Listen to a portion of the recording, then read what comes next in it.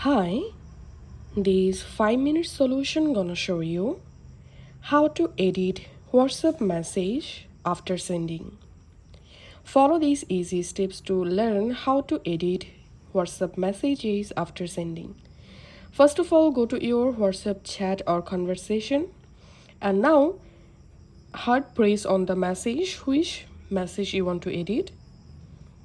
Once the message selected, tap on this three dot at the top right and here tap on edit.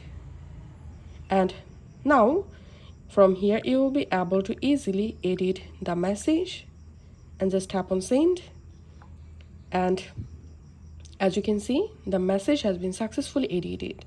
And here note one thing, that if you edit any message, the recipient will be able to see that you edited the message.